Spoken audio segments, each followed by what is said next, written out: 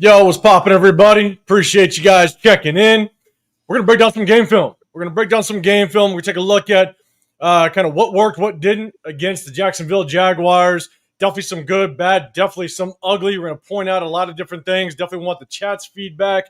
We're going to kind of get a little bit of breakdown going. But at the end, we're going to definitely talk about this Broncos matchup, right? It's a quick turnaround. We played Sunday. We're basically going to be suiting up and rocking in just over 24 hours. And so we're going to be in Mile High. We're going to break down that Broncos game down just a little bit. But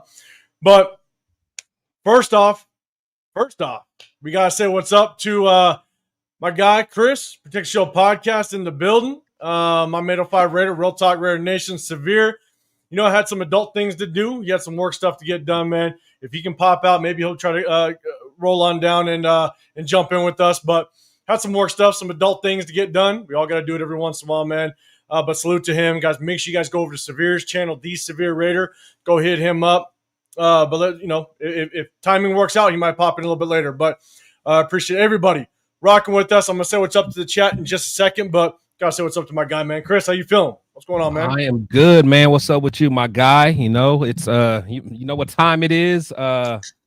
In a few days, I'm gonna be in Aruba, man. So you know that's right, huh? You know how it goes. You know how it goes. Vacation number 2, man. Yeah, so make sure you guys, hit a thumbs up because YouTube's already mad at me and they're gonna be mad at me again. So you already know how it is, but don't forget about me, y'all. Don't forget about me. Nah, man. Everybody's rocking with Chris without question. Because look, Chris, you at ease. You're at ease. You're at peace. I am at peace. I've never been this peaceful. Never. Bro, you went off that one vacation and already booked another. You're like, oh no. Raiders ain't ruining this. We're gonna keep this thing rocking. Yeah, for sure. That's that. Hey, but at the end of the day, I'm telling you, look at Kevin Lurker. I see you, the Aruba bitches. Telling you, let's get it.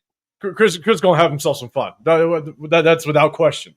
But man, appreciate everybody rocking with us. Let me say what's up to the chat in just a second, Chris. I don't know. I did give you controls. You got them yet? No, maybe. I don't think I don't even. Yeah, I don't know, man. I don't even know where to. Usually, I get an email. Do that. Yeah, I didn't get an email. That's right. So Severe got it. I'll double check after this and just see if it's sent or shit. If I even typed the email in right, but either way, LS man, appreciate you popping in here, big dog. I appreciate you. Remember, guys, both myself, Chris, we do have memberships. If you guys want to support the channel, we definitely appreciate it. Hold on. Okay. Let me work on getting it. Yeah, keep talking. Go ahead. Okay. LS man, I appreciate you. Remember, guys, we do a sub-only chat. So if you want to get included or talk a little bit, I want to get Chris's take on the Jacoby Myers trade. We're going to talk about that for a quick second. They're going to jump in the film. So if you guys want to get included in the chat, just hit that sub button. That's how you get included. We definitely appreciate everybody. Just a little thing that we could do to show our appreciation to our subscribers, but we definitely appreciate all the members as well. So LS man, appreciate you. Leo in the building. What's going on, brother? Good seeing you in here, man. Jeff, get ready. I got some film in this O-line. Man. We're gonna definitely check that out. But man, Jeff, appreciate you popping in here. Ellis is saying, I only have negative things to say from here on out. Okay, so I'm gonna definitely censor the chat. That's what I'm gonna do. I want to make sure I review what I pull up with you. And so menace. I'm telling you, just wait. I'm just waiting for Dixon to come in here, and then it's gonna be. And shoot, if Dixon comes here, and if we have a Myra sighting, it's gonna be all over. It's gonna be all over. What up, Coach? What's going on, man? Good seeing you in the building. Kevin, what's going on? Appreciate you as well. Sun Goddess here as well. Good seeing you. Appreciate you popping in here. John Leon in the building. Good seeing you, man. Raider Hawaii, what's happening, man? Anoon, what is good? John Rodriguez throwing a super chat out there, man. I appreciate you starting off early. You remind me so much of my sixth teacher. I'm guessing you're saying sixth grade teacher. Man, hopefully it was a guy. I'm just saying. Maybe I'm making fun of myself there, man. But I appreciate you, man. I appreciate you throwing a super chat out there. Ray Nation 510 popping in here. What's going on, man? Good seeing you. And Raider Travis, what's happening, man? Raider Travis, I've seen you turn a little bit. Usually you and Billy Davis are like the most positive people, but I've seen you turn just a little bit where you're not as positive. I hope you keep it up, though. I hope that positivity reigns true, man, because you definitely, you and Billy Davis are the ones that, man, keep at least the sun shining with the Raider fan base, man. But I always appreciate you, man, popping in here. And Sun God, she's saying Myra G is on the way and she's bringing boneless swings. Yes, she is. She always does. Nothing else. I know, right? Yeah, there it is. See, Travis, always got to rely on Travis. He's throwing something positive out there. We're going 11-6. I'm with you, man. All right. So let's do this. Let's first start out. I went live yesterday just to kind of give you my take on the Jacoby trade. But Chris, man, in chat, let us know if you couldn't throw it out there yesterday, or at least maybe in my in my chat. But Chris, thoughts? Jacoby Myers officially out the building, traded. He's over with the Jacksonville Jaguars. We got a fourth and a sixth round. That adds up to a total of 10 picks between the picks that we currently have, our compensation picks, which is 2, and then 2 more. So we have a total of 10 going into next year, which we were able to navigate. Spytek navigated that draft a little bit last year. Remains to be seen just how well he did. But we got 10 picks. So give me your thoughts, man. Top to bottom, how do you feel about it? Jacoby out. The picks that we got, let me know. Yeah, so I'm not surprised about what we got. That's kind of in line on what I thought we were going to get. Something around that. To be honest, as you guys know, I really like Jacoby. He's a guy that I thought was great for the locker room. A guy that was hard worker, well respected amongst his teammates. Did everything the right way. But I'm okay with seeing him go. I want him to go somewhere else, have a good career. Being able to get anything from him, at this point, I think that, a lot of you guys were saying probably, look to trade him earlier on in the season when its trade value was a little bit higher. We may have could have did that, but at the end of the day, salute to Jacoby. He did things the right way. I hope he has a good career. I know he's reconnected with, his old wide receiver coach. I think Edgar Bennett's over there. So, that's going to be a good, that's right. Good look. That's a good point. So, yeah. So, salute to Jacoby, man. At the end of the day, I think he's going to do well over there. I think Trevor Lawrence is, he's kind of up and down, but I think, giving him another, true receiver, and then, Travis can continue to develop a little bit, and maybe they might put Travis more on defense. Now, I don't know, but with a quarterback that's pretty decent, and then a play caller over there, I think they'll be okay, and I think we'll see Jacoby still do good work. And as far as our side, it gives Spytek some more draft capital to hopefully be able to make this team better. Whether we can package some things up and move up and down in the draft, which he already showed that he's willing to do. So I think it's a win-win for both, actually. So, salute to Jacoby.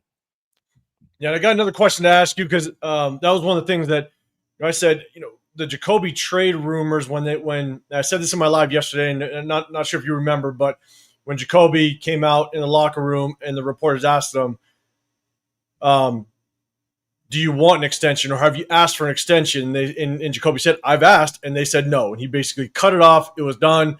And then and basically moved on. I said, man, at that point, that was about a week and a half before the season. I said, at that point, it makes all the sense in the world just to wait for the trade deadline. Yeah. I mean, the draft is already done. Free agency is already done. Teams are kind of set in their ways. And the thing is that if you wait for the trade deadline, injuries happen. You're going to get teams that are still fighting that they have a chance, and then the injury happens. And now Raiders have leverage because now they got a player that they want. Right. But then Jacoby has a little more value because he can go fill a need for a team that has an injury at the receiver spot. And what happened? Travis Hunter goes down on IR with the Jacksonville Jaguars. I think he's on IR, but I know he's definitely suffering an injury. And the Jags have a need. And they're 6-2, 7-2 now. And so they're still fighting. Yeah. You know what I'm saying? So it was just it was like a perfect situation. And waiting to the trade deadline was perfect. But I got another question for you before we jump into this game film. But John Rodriguez throwing another super chat out there, man. Appreciate you. Not holding my breath for tomorrow. We're going to break down this game afterwards. After we break down this game film, we're going to break down that Broncos game. just a little bit. And Leo, yeah, I mean, Chris did not want to come. I mean, it's a Raider shirt underneath that. I see it. It's peeking. That's what it is. LS. Jacoby was an underrated player, and I really liked him. Having that said, fuck Jacoby Myers. I can't believe we didn't offload more players. Just one major move, didn't bring in none. It was just a Jacoby, man. That was it. And so, Sun God leaves his organization to F off the picks. They don't seem to get it right. And these picks remains to be seen just how well they actually pan out, because it's been a rough road so far. Right. We should have traded Adam Butler for some boneless swings. God Uh-oh. Leo, I got some game film just for you, Leo. Fighting words, Leo. Just for you and Rundown. I got game film sitting right here, right over here. We're about to show a little something. God damn it. LS, I find it difficult to believe, even factoring in his age, that we couldn't get at least a 5th for Adam Butler and a 4th for Michael Mayer. Now, look, because of our situation, as much as I'm a huge Adam Butler fan, if we would have moved on from him and got like a 4th or something, I would hate it, because I'm not a big fan of whose hands these picks will be in. Right. But I'd understand it. I would understand it. You're going to offload. We are truly in a rebuild, and you're just trying to get whatever value you can. And Adam Butler still has value, especially given the fact that his contract is pretty favorable. And so, Randish 510, at least we get Lonnie Johnson back. And you're saying time for Thornton to step up. Pigs in the building as well. What's going on, man? Surprised we didn't move a couple more players, but the draft is so lucrative. Teams are willing to wait and roll the dice. But again, it's just sometimes teams just have a really big need, and you could fill it today to potentially find more success in your season. So I think that's what the Jags end up doing. Jeff, Chris looking all fly, going clubbing after the show. No, he's just getting ready for that Aruba trip. That's what he's doing. That's all, man. That's all. I'm chilling. Raider Travis, man, we're going to catch the donkey slipping. They're going to think be an easy win, and we'll take the W 2024. I got you, man. All right, let's see. So, Chris, what up, ASAP, man? I see you in the building. What's going on, man? Hold on. Before I'm about to see if I can log out and log right back in to see if I have access. So go ahead and talk. I'll be right back. Okay. All right, cool. Leo, you said we're using that draft pick on Diego Paiva. Okay. I know we're talking quarterbacks and stuff. I'm telling you, I'm just trying to figure out where are we going to be in the draft, right? There's quarterbacks that I do like, but I'll be honest, it really depends on kind of where we end up. Like we're still so early until the end of the season is we can go fuck off and win 3 more games. And now we find ourselves sitting at number 11. Now I think that's kind of where it might be worth, depending on where some of these quarterbacks sit. But I'll tell you, I want to figure out where we're sitting in the draft before we figure that side out. Are you back? Oh, I'm good. I got some control now. Let's get it. Let's go. Here we go. Let me behind the 1s and 2s. Let's go. Man, did I make a mistake, chat? No. Remember, Jeff Severe's got some adult stuff, some work stuff going on, but we'll see if he pops in a little bit later. All right, let's do this. So, Chris, I'm going to ask you this one question. Chat, let me know how you feel. I'll bring it up, but I definitely want to get into this game film. Is Jacoby's out. What do you think that means for our receiver room, right? Trey Tucker will most likely end up looking at that number 1 receiver position. Then you got Tyler Lockett. Jonte Thornton, Jack Besh, we'll kind of see. I can't do this no more. I can't do this because I know what this means now. God damn it. So, and watch, the chat's going to go nuts now. What does that mean for our receivers? Now, obviously, there's opportunity for Jonte Thornton, Jack Besh to get maybe more playing time, but just kind of give the breakdown of what you feel, what it means for this receiver room. Is it going to help Geno? I mean, what's your thoughts, man? I think me and you are kind of aligned because, we're thinking about the future. So what it should mean, salute the Raider Travis. I can't help it, bro. But what it should mean is, this opens up some more opportunity for our young guys. But what I think is going to mean is just Tyler Lockett's just going to, go ahead and slide in and get those reps. Where it's like, I get it, but ultimately, I definitely don't want to see Deontay Thornton inactive again this week, because that absolutely pissed me off and made no sense. But I want to see a lot of Thornton. I want to see a lot of Besh. I want to see a lot of Tucker. I don't know why we keep bringing back DJ Turner, but we brought him back. But I mean, I want to see these young guys, man. And I understand they're trying to give Gino, some, a safety blanket, a guy that he trusts. But at this point, we got to see what we got in these young guys. So ultimately, that's what I want to see. We do. And here's the thing is it's not about whether or not anybody could have confidence in these receivers. Like we think they're actually going to be something. This is more of an opportunity for Spytek to prove that he chose the right guys. I mean, you're talking about Besh, a second round draft pick. It's not like Besh is a 6th round or 7th round. Dontay Thornton, look, he's a 4th rounder. So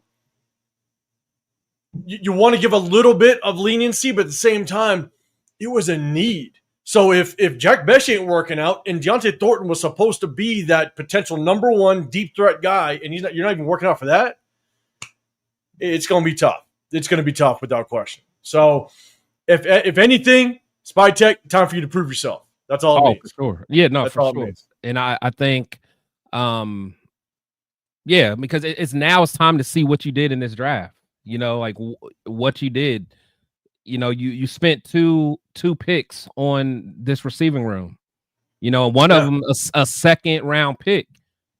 So and honestly, I mean, we need to see what's going on with these young linemen as well. I wasn't the biggest fan of Rodgers or especially of Grant, but I mean, I don't want to see what his name, Will Putnam, in there when someone what I'm saying? So it's like, look, man, we got to understand where we are in this season. Let's see what we got in these young guys. So then we know going forward, what do we need to focus on, man? That's true, man. So Chris, I'm gonna set up the game film. I see Cole Kevin here. What's going on, man? Raider Dez in the building, man. Chris, you want to shout out to everybody else, the people that just rocked up in here? Everybody, man. My boy Cheeto said, let's stop making excuses for these wide receivers. Nah, for sure. No, that's the truth. Raider Nation 510. He said, hopefully Jackson or Shorter get their number called. Yeah, I don't know why we actually did we end up bringing Shorter back? I've not seen him back yet. Yeah, so I'm not sure. Cold Kev said, things is bad when Chris put his Raider gear away. It's hard times out here, bro. It's hard times, man. At week 9 or whatever we're in. I'm telling you, man, they piss me off, man. But I love my Raiders, but it is what it is. I'm doing my silent protest. Miller Time Game, he said we should get some rookie reps. Raiders saying, yeah, for sure. That's all I want to see. I want to see what some of these rookies can do. And honestly, I know a lot of people want to, say that like Porter and Thornton, like I still believe in those guys. I just think that they were never ready to step in day one. I mean, they both are project players. I mean, if you just look at their film in college, the skill is there, but they both are project players, man. So I think they both can probably develop, but we won't know unless they're out there on the field. Let them get their bumps and bruises. Let them get burnt. Let them get jammed on. Let them learn how it is to be a pro. So then during the off season, they can get better. And then next year we can see what they got. Salute to Cool Cav. Tap the double screen for the likes. 100%. We got just a couple more that we're going to get up in here. Alec, what's going on, man, in the building? Appreciate you popping in here with us. Foxy Scorpio in the building as well. Good seeing you. Kevin Lurker. I'm thinking sitting Thornton, a game is good for him. All right, 94 yards all year. Maybe you'll get some fire. We'll see. We will see. True. But it was really strange that he did sit out, which is a little wild. But one thing I think Alec Gammon, you're saying, bring up Shedrick Jackson. It's one guy that I thought showed some promise in the preseason. Just he did. Haven't really seen it. At least we haven't at least brought him up to give him opportunity. You know what I'm saying? So we'll kind of see how it works out. I'm going to bring that one down. All right, here we go. Let's break down some game film. And Leo, I see you in here. You're about to see what I'm about to show right here. So here's the thing. Adam Butler obviously had his breakout game. We've seen it. We've shown it in the past where, look, he's getting double teamed. He still fights through double teams. He still makes tackles kind of in a bunch, so it's hard to kind of see where he's at.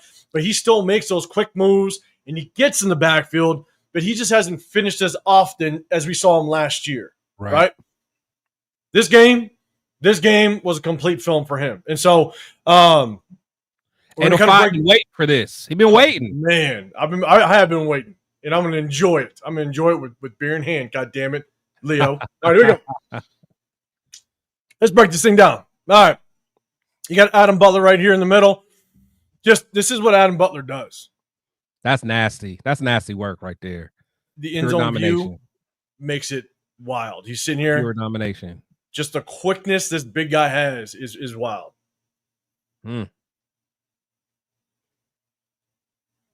And he knows it. He knows it. Work. That's good work. There's one more because he did two of them early. So we'll showcase one more with good old Adam Butler. He's right down here in the middle. The move that he has to just bypass that man in front of him it's just nasty work. But again, we see it often, but this is the game where he finished the tackle. Look at Max on that play, though. Look how quick Max got back there. Yeah. You know, on the other side. That's just good work. And I got Max's play as well. Max, he was on a mission this game. He was. And it was a competitive game. You know what I'm saying? So, I mean, that motor was running all game long. I'm telling you, I got to do it one more time. This swim is just nasty by Butler. I'm not going to lie. That is. Ugh. It kept fighting through it. The swim's nasty, and to maintain his balance, because 72 is going to block down on him. So to be able to swim the guy in front of you and still maintain your gap, maintain your balance with your eyes locked in on that ball carrier, it's actually nasty work. So it's good to see Adam Butler just kind of finish in the game. And so next one. All right, here's the problem that I'm seeing with our defense, and this is one of the problems that we're going to continue to see because we've seen it throughout the season. And just so you guys know, I'm going to pull up some of the comments because I think it helps with a certain system not detecting some things. One thing I will say is in cover 3, it still remains to be seen. It's obviously a Pete Carroll thing, but how much is Patrick Graham just leaning on the cover 3 because that's what Pete Carroll wants to see? One thing I want to say is that this is a 1st and 10 situation, and we're starting to see us run cover 3 and 1st and 10 quite a bit. The problem with running 1st and 10 or cover 3 on 1st and 10 is you're susceptible in the flats and you're susceptible in the seams. And the thing is if quarterbacks nowadays, if they know that you're going to drop into a cover 3, they're going to attack the flats all day long. And this is a perfect example of how we're being exposed on 1st and 10 when we do run to a cover 3. So you got Darian Porter down here below. You got a single high safety up top. Isaiah Palomau has walked up. And so I'm going to run this through, and then I'm going to pause it where it's an easy read for the quarterback. And this is just textbook football. All right. Trevor Lawrence identifies cover 3 because the safety's already walked up. So we have Jeremy Chin down here. We got Isaiah Palomau walking up. So we got 4 basically hybrid linebackers, right? Yep. So I'm going to go ahead and run it. Trevor Lawrence sees the coverage. He knows what's going on. They're going to go ahead and run it. Bang. So by releasing the tight end, that freezes this flat defender. So the flat defender has to freeze. He knows as soon as Darian Porter opens up his shoulders, he's dropping to the deep third. It's a quick out, completion, you're up the field. Now it's a 2nd and 1. Yeah. This is what is hurting us with this cover 3 defense. Easy read. When you run it on 1st and 10, even on 2nd and 10, it's such an easy read for a quarterback. It's killing us. So again, I'll run it just all the way through. Just let it run. Trevor Lawrence notices. Safety walks up. Jeremy Chin's on the opposite side. He checks it. They take the tight end, hold the flat defender, so you have nobody on the flat. Porter bails, easy read. Get him up the field. Now it's a 2nd and 1. The cover 3 makes no sense on 1st and 10, 2nd and 10 situation. It's too soft. Too soft. It's too soft. So, salute to Leo, man. He's trying to get you triggered, man. He's trying to get you triggered. We'll get there, Leo. And, you know, I got a feeling that's not going to be part of the play selection. I have that one. I'm just saying. Damn it. God damn it. And maybe I just won't show it because of you, Leo. Jesus Christ. One thing I will say is Isaiah Paul-Mao had a hell of a game. Not just in the run support, but you're seeing now that we have Lonnie Johnson Jr. coming back, just depending on kind of where he's going to play. He's going to play kind of as that free safety and move Isaiah Paul-Mao up into the box. If he does, this is going to be a really good move for Isaiah Paul-Mao because, again, had a hell of a game supporting in the run. Obviously had the interception on the goal line. So you have Isaiah Paul-Mao right here playing more as a box safety, where I think a lot of people felt he'd play better at that position. All right, Leo, Adam Butler, good influence, misses the tackle. All right, good influence, but Isaiah Paul-Mao, that's what we're focusing on. But really good fill in the backfield. I want to play it through the sky view one more time. You got Jamal Adams playing a true middle linebacker.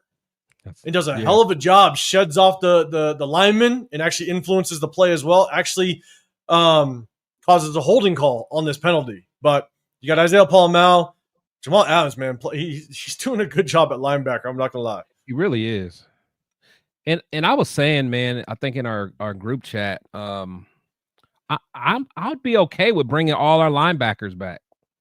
You know, of course, if we can upgrade, of course, but I think if we can get, better up front, specifically, more talent, at the tackles, they'll keep those guys cleaner, man. But I love the effort that we get from the linebackers. I really do. I'm with you. Raider Nation 510. You do have one comment. Why don't they press the receivers? Again, it's all situational. Right? On 1st and 10, you're not necessarily going to press the receivers. If that's the one you were talking about, the previous play. On 1st and 10, you're not necessarily going to press the receivers. You're not going to press them, obviously, in a cover 3 look if you're a corner. So it's all situational. It's all based off of coverage. So if you're more of a zero coverage, you're going to get up in that receiver's face. If you're more in a cover 2, corners can walk up, linebackers can walk up because, you're just dropping to a depth of about 8 to 12 yards. So it's all situational. That was the same play. Okay, let's go to the next one. All right, McCollum. Here's the thing. Our safety, McCollum, he had a good game. One thing I will say is that he's not very fast. So there were some, and because I have to zoom in, what's tough is I can't show the complete play. There was times in coverage where you could tell McCollum is not very fast. Just to keep up with receivers that are going on deep posts or deep crossers across the field. And if it's man coverage, I think he's very susceptible to just getting outrun across the field. But in run support, this is one hell of a play. And so again, I got to zoom in, so I can't show the entire field. But you got Isaiah Paul-Mao that's going to rotate over with the motion. So the motion's going to go. You'll see it happen. I'll go ahead and pause it when it goes. So motion, Michelle Tootin goes in motion. Isaiah Paul-Mao will drop back. McCollum rotates over and does a hell of a job. Just sees ball in the air, goes and gets it, flies the football. Yeah. Like he recognized that quickly. Like he was already coming downhill before the ball was even thrown. So great rotation with the safeties. And great job coming up and just making this play. Open field tackle ain't easy. It was already coming. That's a hell of a play. So he had a couple other plays that had with good run support, but that's the only concern I have is him keeping up with fast receivers is going to be really tough for him. Real quick, just to cover it up, LS saying, part of me thinks this bullshit cover 3 is all a part of the tank plan. There's no way they can be this stupid otherwise. You just know Pete loves it, man. And I'm calling it out. I think I'm going to be very upset. I think next year Pete hires Gus Bradley as our defensive coordinator. He's bringing Gus back. He's bringing Gus back. He wants the Legion of Boom 2.0 so bad. Just to sit in the cover 3. Now we won't even shift out of it. Now we're just sitting in it. So bad. He's bringing him or Ken Norton, either one. Ken Norton. I know. Oh, Ken Norton, man, and that sucked, man. I actually liked Ken Norton, but I liked him as a player. 100%. Man, he was bad as a coach. I know. He was bad. That was disappointing. Well, you know, the thing with him that used to kill me is like we had Jack Del Rio and Norton, but they did not address the linebacker position at all during their tenure there. I'm like, 2 linebackers, 2 dog linebackers. Like, come on, man.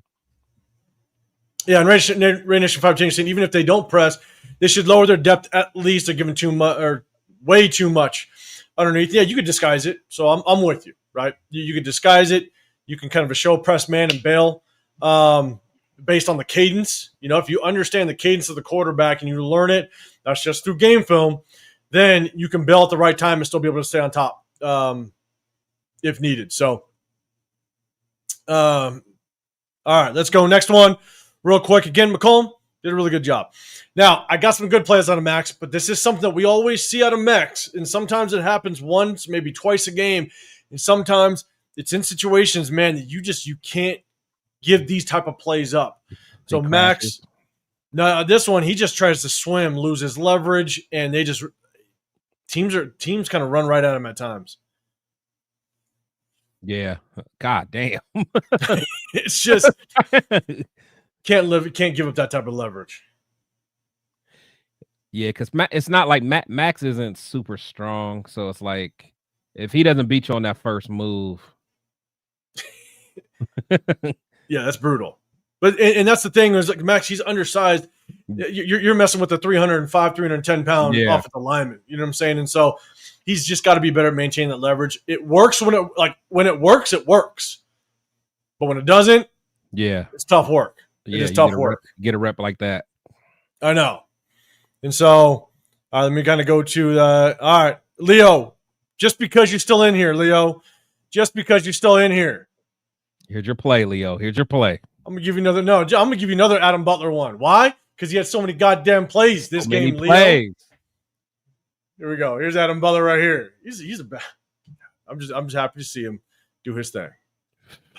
That's a rep, bro. Got him. Him and Max was living in that backfield. They were. How many tackles for loss did he have? I think he had 4. No, Butler. 4. Okay. I'm about to say I thought Max had 4 as well. He had 3 or 4. Oh, he might have. Yeah. I'll take that all day, man. I'll take that all day. If we get another DT next to him, man, that can really, be disruptive, then we might have something. Yeah. Damn. Jeff talked about more than 805 does Butler. God damn it. Oh, that's man. You're saying Max often beats himself more than he gets beaten. No, that's true. That's true. Yeah, 100%. Yeah, he'll take himself out to play. And Travis, I got that 2-point conversion. We're gonna break that thing down as well. Leo, I'm glad. I'm glad you agree. I'm glad, Leo. That was nice. Damn it. All right, here we go. All right. Here's just this is somewhat later in the game. We're definitely going back and forth in scoring. And here's the thing, man. We just need to be better at rotating and being able to identify motion because we don't adjust well to motion. We've shown it in the past. We've shown it in previous game film where we just don't adjust well to motion. And this is a perfect offensive play call to our lack of movement with motion. And so this is basically just a simple run play to the left side. You got your tight end, which already identifies you're in man coverage. So once you eat, a lot of times when people talk about identifying man versus zone is typically in pass. But the thing about it is you can also have that be a benefit when it comes to run plays. Because when you line up the tight end as the number one receiver on trips on a 3x1, they got a receiver down below.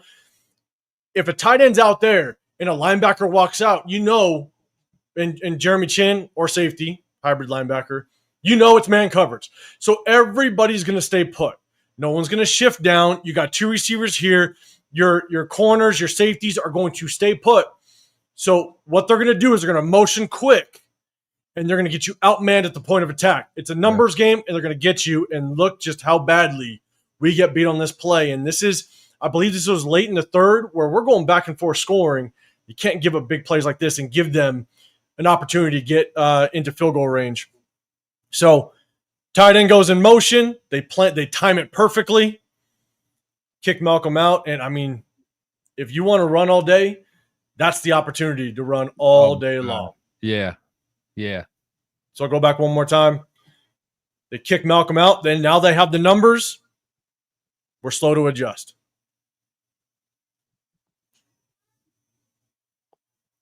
We got to do a much better job. Again, motion is going to come over. We got to do a much better job of adjusting and going with the motion. And you're letting them untouched after 10 yards.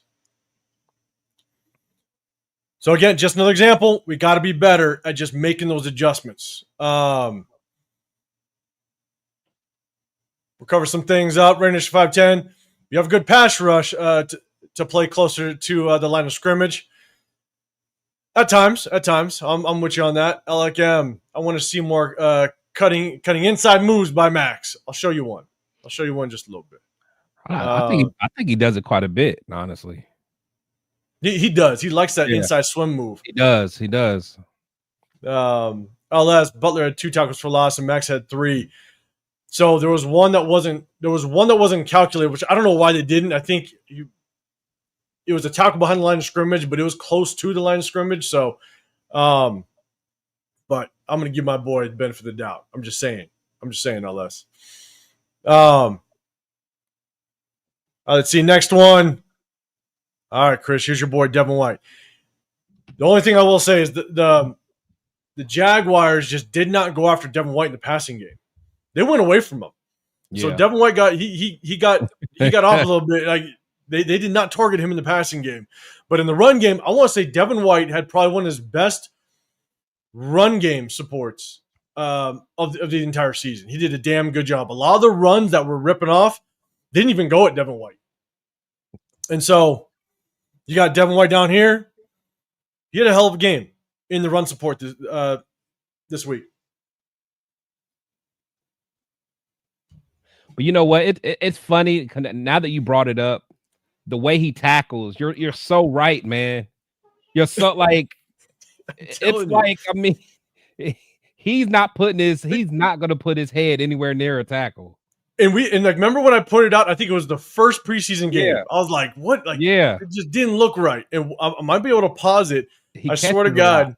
Yeah. Like he looks at the stars. Like, yeah, where's his helmet? I'm gonna pause it. It's like his entire face mask goes up in the air. Right at contact. I'm just like, damn, like he don't keep his head out of anything. Which wild. Hey, I mean, no concussions and hey, that's whatever. But right? but it also causes you to do a lot of arm tackling too. Yeah,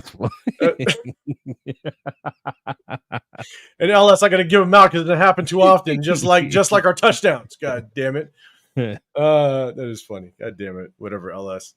So no, Devin White had a hell of a game, just shedding off of blocks and making tackles. Again, yes, they ran for a lot of yards, but a lot of those gains weren't going right after Devin White at times. So, or we just didn't adjust well, and he got caught in really tough situations. This one, again, we're going over defense. We're going to jump over the offense here in just a second. Only got a couple more on defense. It's not good. Trevor Lawrence can still run. He can still run the ball. He can. So why we don't have at least a spy or something on this play boggles my mind. But for you to just let Trevor Lawrence walk on in basically into the end zone just doesn't make any sense. This is just horrible play call, not understanding the situation. And to me, this was either a call from the sideline or Trevor Lawrence saw it, audible to it. So they motion the running back inside. They identified that it's basically a zone coverage. So they know these linebackers are going to drop. If it's zone coverage, they know linebackers are dropping. You got your interior defensive tackles out wide. And the running back here just goes straight after the nearest linebacker. Too easy. It's just a horrible play call, horrible preparation by Patrick Graham and the defense. It just doesn't make any sense. Got to be better on the goal line. I mean, not much you can say about this. I mean, to have your interior defensive tackles that wide, typically you see a stunt out of that. Typically, you want to show where you're weak, and typically you'll see a slant. Adam Butler go down, go outside. Tyree stem inside, twist inside. Yeah, but no, we try to stay in our lanes. There's absolutely zero support in the middle. It's easy work. Easy, man. So just got to be better.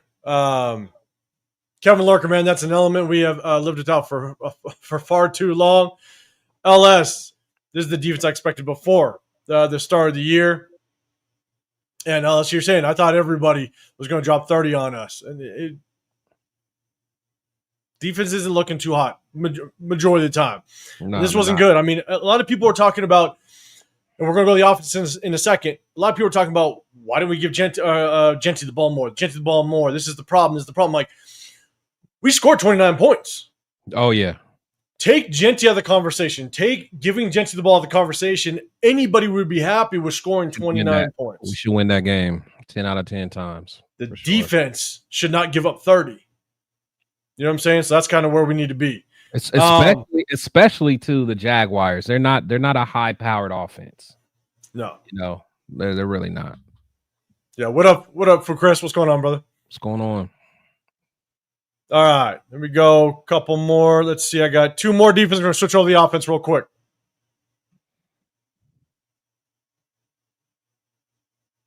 All right. Again, another great job, Isaiah Paul identifying the threat to the flats. It's more cover 3 look, but it's in a better situation.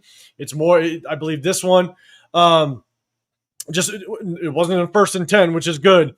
But you got motion with the swing pass. You'll see Isaiah Paul come from the top of the screen. He drops down to a cover 3. It's good work. It's good work right there. That's what you want to see, the safety. Being able to commit, seize it, good open field tackle. You got to see Isaiah Paul do it more and more.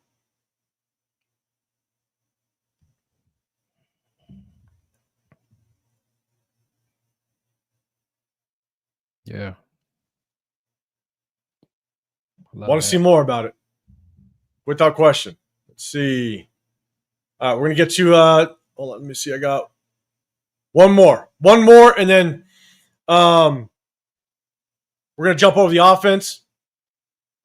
This one's Max on the goal line. Now this is what we got to see. If Max is going to line up on the interior, this is what we got to see. We saw one earlier. This is the mentality you want on the goal line. He beat him inside. This is nasty. Yeah. That's work. That's work. It's nasty. That's work. That's There's not a whole lot you could do. Nah. Against that.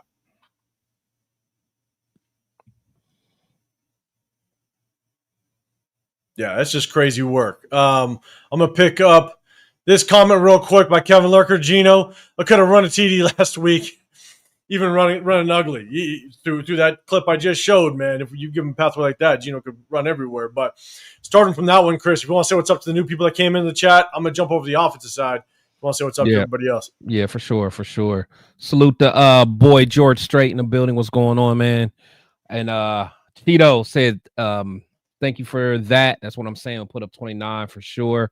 LS with the unpopular opinion. Genty is more of a threat catching passes out of the backfield than he is on the ground currently. I can't disagree. Man. You know, he tends to be, you know, he looks pretty good catching the ball. I can't lie. See, I'd rather see him have 10 targets and 25 carries for sure. Let's see. But we have our offense on the field longer too. Look at the time of possession. We got tired at the end. can see. See Max get off so good. That was nasty. Gino, it's football, brother. For sure. So we're gonna jump on the opposite side, and Ellis, to his point, right? You guys have rocked with us. We've shown where Genty. We kind of went off on Sunday a little bit about it after the game. It's like Genty's good, but nothing that we've seen so far shows that he's great. He's got to show he's got to show miles more than what he's shown so far. And don't give me the excuse that the offensive line isn't doing well, because there's opportunity for him to be in open space where now he needs to create his own success. He's got to make guys miss, and he's got to be that guy that can take it yard. That's what you want, and we just haven't seen it. So, want to give him time, but look, we just got to see it. So, let's jump over the offense. Guys, if you can, do us a favor. Double tap that screen, hit that like button, hit that sub button as well. We do a sub-only chat, show our appreciation to our subscribers. Shout out to all of our members. We both got membership. If you guys want to support the channel, you can get involved in those memberships. We definitely appreciate you guys. But also, after we're done, go hit up our guy Severe as well. The Severe Raider, man, he just had some work stuff going on, so couldn't jump in today, but he's going to rock with us in the future live. So definitely double tap that screen. It definitely helps us out. All right. Let's jump over to the offensive side real quick. Bang. Okay. On this one, all right, you got DJ Glaze, Genty, just really bad communication. This is a pass block situation where, look, typically the running back will step up and take the linebacker. That's typically what the running back's responsibility is. I'm not going to sit here and say I know what they're supposed to do, but typically the running back's supposed to get the blitzing linebacker. But there's definitely some miscommunication that these guys need to straighten out. And so every time a sack happens, everybody starts to blame the offensive line or sometimes it's the running back. Sometimes it's the tight ends. We showcase the tight ends where they're just really struggling blocking. Right. So we have the action down here.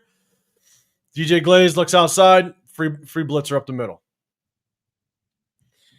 I'll go end zone view.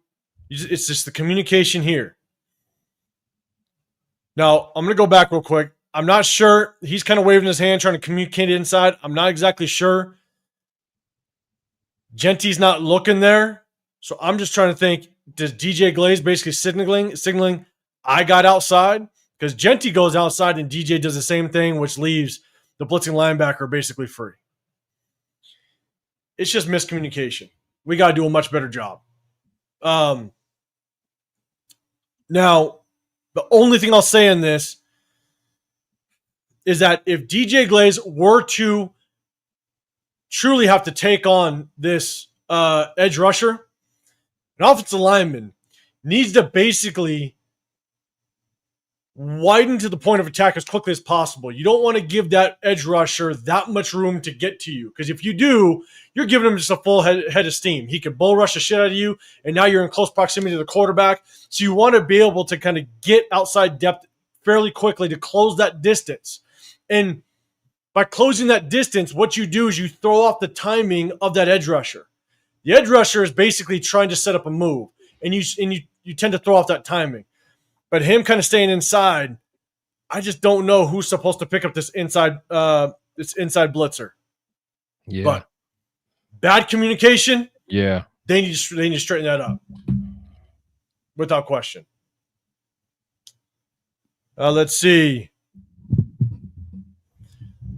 We did a pretty good job blocking for the most part. There's definitely some hiccups, and I'll show them to you. But on this one, there's a couple plays. You got a great combo block here by Jordan Meredith and Dylan Parham.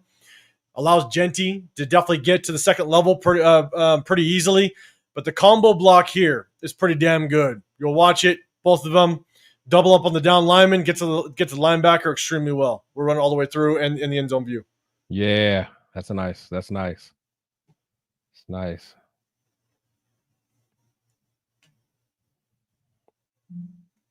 You got them here. Boom. Yeah. That's a good rep by Parham. It is. Both of them, yeah. Boom. Boom. Finish them off. Yeah. And the one thing I always mention when it comes to offensive linemen, and it's in run blocking, it's in pass blocking as well. I love Jordan Merritt's his eyes. Yeah. He has extremely good eye discipline. Even though he's helping and he's doubling up on 98, his eyes are still looking at that linebacker to know, here, where's that linebacker going? He knew exactly when to get linebacker off. Exposes, yep. Bang, he attaches. So really good rep. Genty was able to get to the second level untouched. This is what you want to see out of a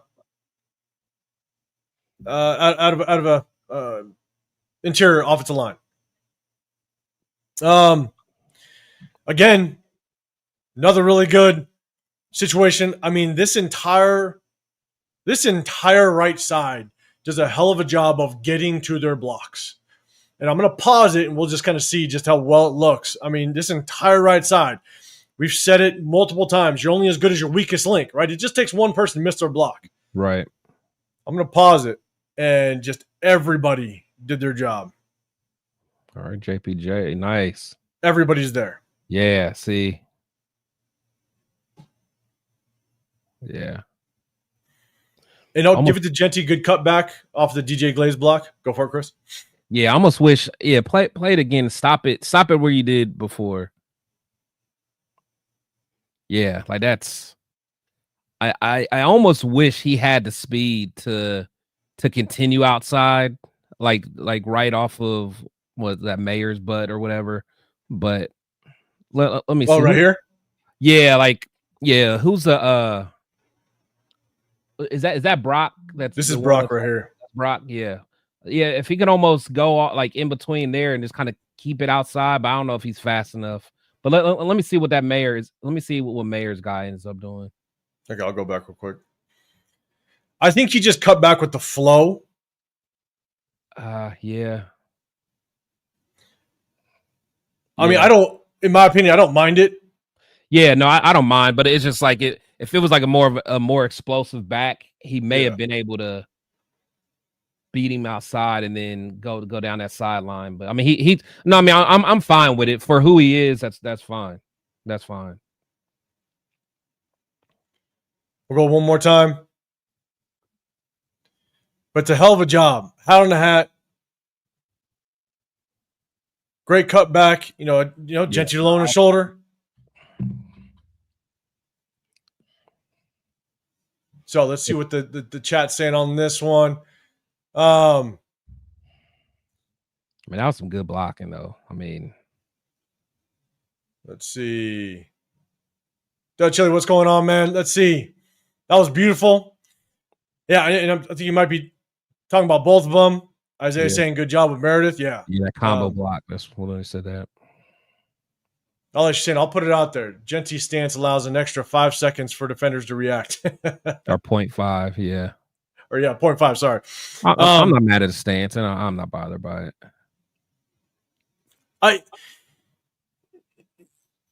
I'm not bothered by it. I'm more bothered by it if it affects him just in the pass blocking situation. If he can't get the line of scrimmage, that's why I'm bothered by it. But I'll tell you right now, he better just step up his production. I'll be honest. I mean, when you have opportunities like that where you're untouched to the second level, I just want to see him be able to make his own success. Let's see, Leo. You're saying, give Genty all the room and he'll cook. I'm starting to like him, except in the short yardage. LS, he should have bounced outside, in my opinion. Let's see. Isaiah, you're saying it's good to cut back. Yeah, I like the cutback. I mean, just the flow of the defenders. It is good cutback. LS saying he had the momentum to make that cut. Here, and that's the thing.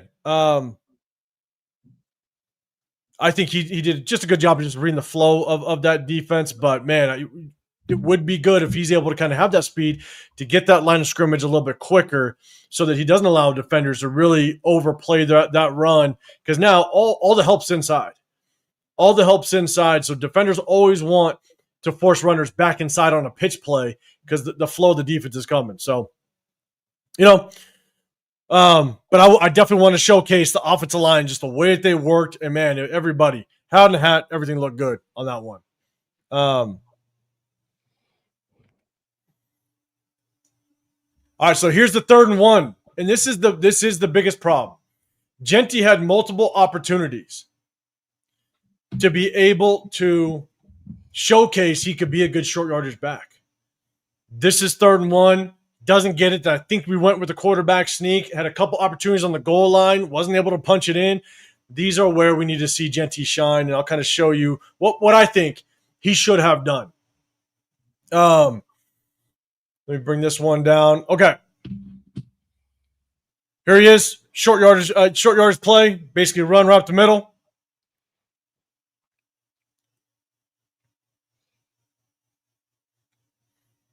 Good block by Trey. That was a good block by Trey.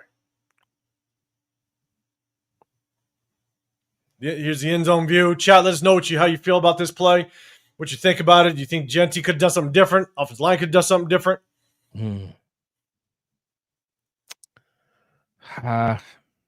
What was the down and distance there? This is 3rd and 1. All 31. 3rd and 1. Got to get it.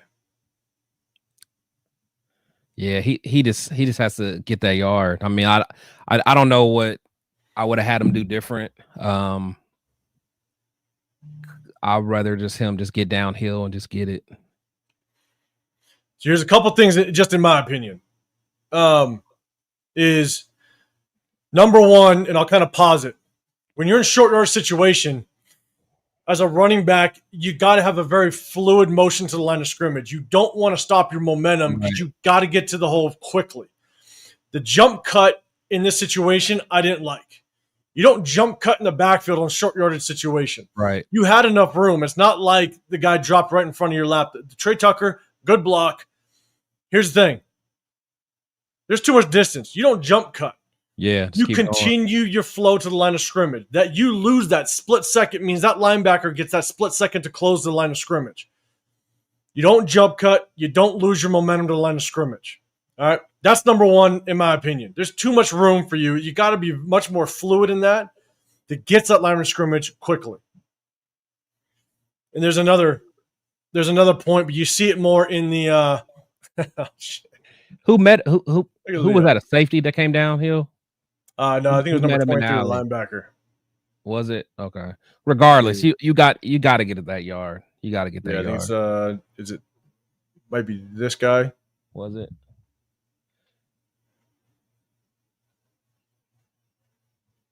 No, that's a DB, isn't it? Oh, it's the DB coming in from that's the corner position. Like yeah. That makes it even worse. That's what I'm saying. Like you just have to get that yard. So you got to get that yard, man. So one, I don't like the jump cut. Here's another one. And yeah, I just put it up there, but Leo talking shit. That's what he's doing. God damn it. Don't get him riled up, Leo. Don't do it. Don't get me started. I'm in Aruba next week, man. You ain't about to get on my nerves tonight. So here's another one, and I've mentioned it before in the past. I'll pause it. Here's the jump cut, right? Yeah. He sees 6. I'm not sure why you're ducking your helmet at a defender when you have open space. You tack half a man, and you better attack the right side of number 6 because that's your opening. And then you fall for 2-3 more yards. Yeah. Why he ducks his head into number 6, I have no clue. Because he thinks he can run him over. That's what he thinks. This isn't college no more. Oh, shit. I want to go back to it. Like, that tells me, number one, and we've shown it so many times, I don't think his vision is very good at all. I don't think his vision is good inside the tackles. I'm going to show it one more time at the point of contact. Like, you have running backs only need 6 inches to a foot of space. That's all you need. Attack half a man. Don't just dip your head into a defender and you lose that battle. You needed 1 yard. And how the hell you don't get 1 yard? I would understand if you literally had just a sliver of space and you didn't have a whole lot to work with. But I'll tell you right now, when the hole develops, I'm gonna pause it one more time. You need to have the vision and the understanding that the hole is there. And how the hell you don't attack half a man? And now you attack half a man. You go after the I guess the left shoulder of the defender. Genty's right. You take on that shoulder and you run through his ass. And at the very minimum, you're gaining an extra 2.5 yards, and you got yourself the first down. But he just dips his head right into the goddamn defender. Doesn't make any sense to me. Yeah. I mean, he's played running back way too long to not know that's your opportunity.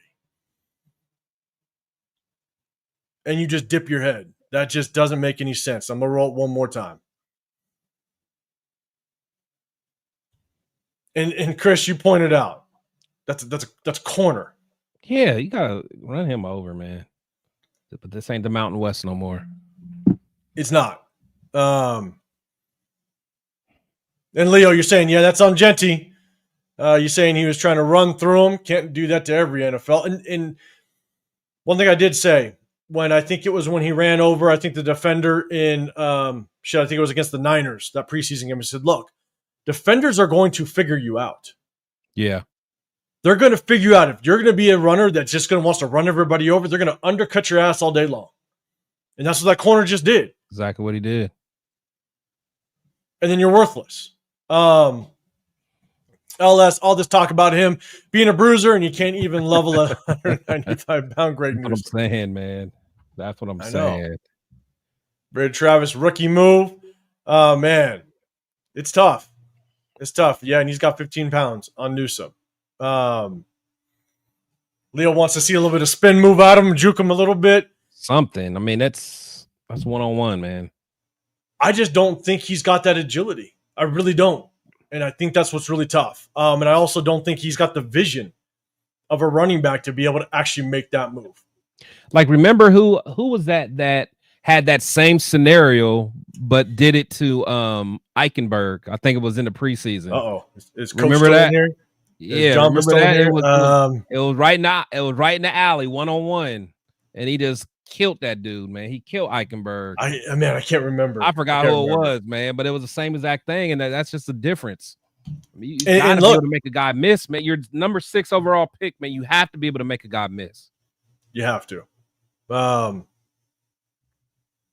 Appreciate it, Leo, man. I don't know who the running back coach is.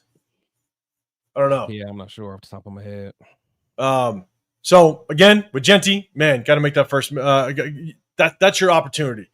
805. Do you have any moderators? I don't. Oh, I don't even know how to do it. But you let me know, because it's hard for me to like look at at everything. Yeah. So you let me know. All right, here we go. Now, as much as LS, hold up, LS, Dylan McCollum. That's right, Dylan McCollum. Yeah, I just don't think he's that. I don't want to go too. I don't want to go too in depth with Genty. That'll be a whole nother show. Look, showed a couple examples. He was right. Yeah, it's the running back coach that was at Notre Dame. Yeah, okay. I forgot. Yes, dude. Let's see. That's what he's saying, but there's the 6th ranked defense against the run. Genty must be that guy. You would hope, but run or not, number 6 overall pick, man, you got to make sure you capitalize on 3rd and 1. Right? We got that's to. tough. Shout out to Pops. Shout out to Pops in the building, man. The Broncos fan, my favorite Broncos fan. Shout out to Pops, man. I don't know what's going to happen tomorrow. I'm not even going to talk crazy. I know I got a bet going on with you, but whatever. I know. Look at LS though. McCall's Pete's nephew, probably. All right, so we showcased a lot of the good out of the offensive line. There are some bad. Don't get me wrong. And Genty just didn't have a free go all game long. LS, God damn it. But JPJ did have a rough game. and you know, I think it was Korik in my live last yesterday, man. He talked about just how much he just he did not like JPJ, and I get it. Thing is, we're not saying JPJ is doing great and amazing. It's about the potential he could have as a young prospect, but at center, potentially at center. But here's JPJ at the top of the screen, man, and good. Unfortunately, just not a lot of good reps. Oh, hold up. Yeah. I'm going to run it back. I'll go to the end zone view as well. JPJ at the top. Tough part is I just don't know if he's not getting the call. I don't know if he's not understanding what the blocking assignment is. But you have the entire offensive line. Everybody works right. Everybody works right. For some reason, JPJ decides to work left. Yeah. And leaves the gap right open.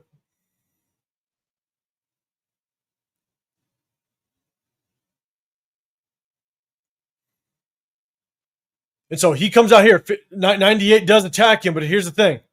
He's got to see the motion. He's got to see the blitzing linebacker go. Him and Meredith, they're doubling to a linebacker. Linebacker blitzes, he's got to pick it up.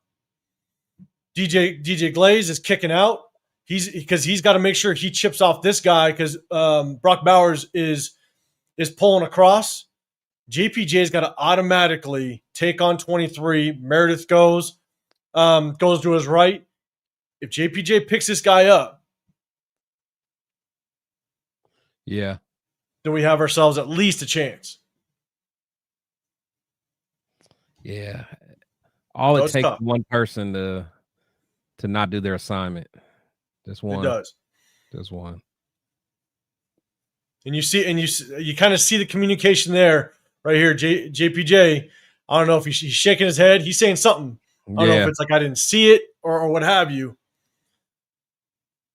But he's got to continue to work his right. You can even see his eyes look. He knows he missed it because watch his eyes as the linebacker goes. He follows the linebacker. It's like, oh shit, that's my dude. Yep. Oh man, it's tough. It is. I too, but it's not good. It's not good. Now here, look, we talk about Genty. One thing that Genty struggled a little bit in the beginning of the season, mainly preseason, some of his pass blocking, had flashes of a decent job, but then other times struggled. There was one rep. I didn't put it in here. There was one rep where the defensive tackle blasted his ass like 5 yards in the backfield. It wasn't a good look. But this is actually good recognition, good blitz pickup by Genty in a passing situation. And so Genty's actually going to go left to right and be able to actually see the blitzing linebacker and pick him up across Gino's face. It's a good pickup. A lot of running backs will be late to it, won't have an effect in pass protection, but does a good job.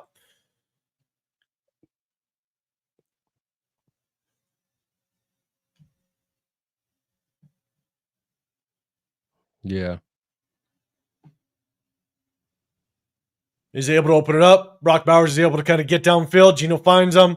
Really good job. Again, Genty being able to, and Genty sees it through his read because he first steps up and then he notices it and is able to kind of get his ass over and chip that linebacker just enough to give Gino that time, which is good. Yeah. So I'll give Genty credit when we see it without question.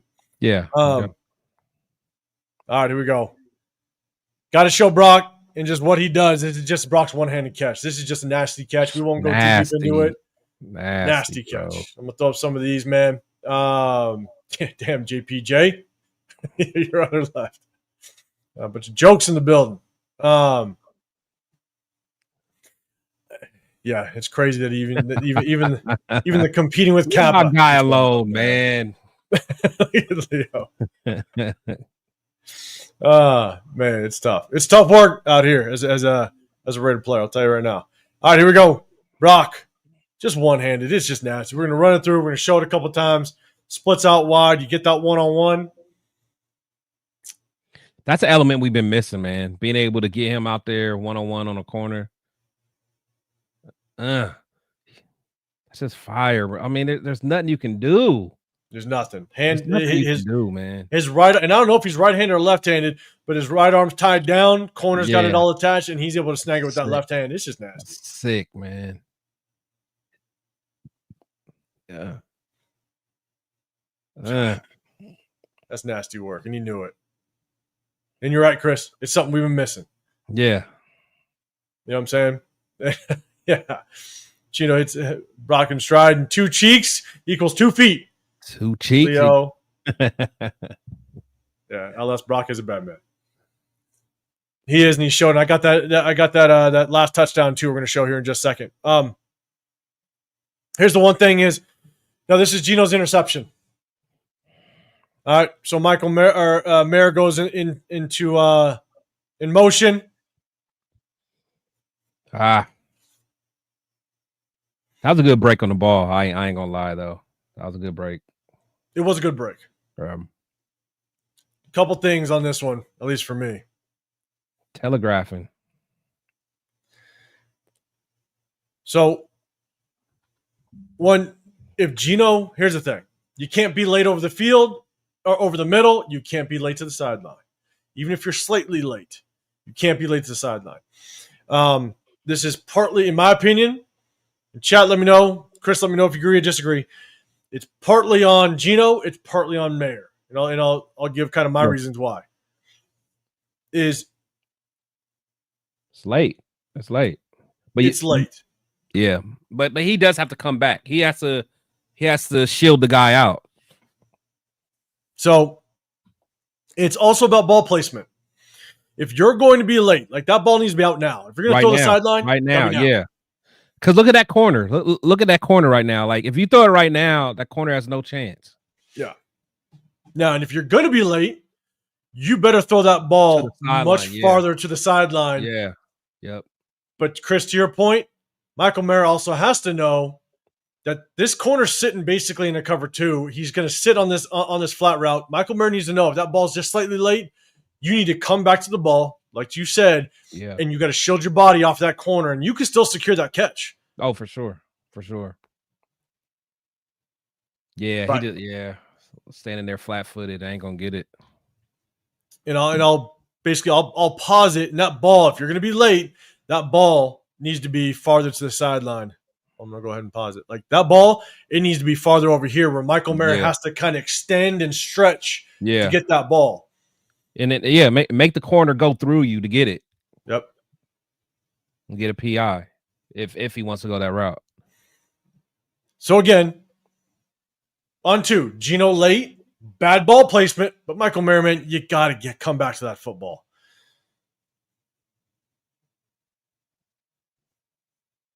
So let's see. Yeah, and that presser, Gino did. He called out Michael Mayer a little bit. And again, could Mayer come back to it? Of course he can. He should be able to come back to it. But Gino, you can never be led to the sideline, and he needs to have better ball placement on that one. LS, you're saying real quick. You just know that cornerback got home to an empty house and on the counter. She should have seen her man get beat by a white boy with a receding hairline and called it a day. I think he's talking about the other one. God damn it, LS. Making me read a goddamn paragraph on here. Isaiah saying Mayer got to come back to the ball. And bad pass, I say 50-50.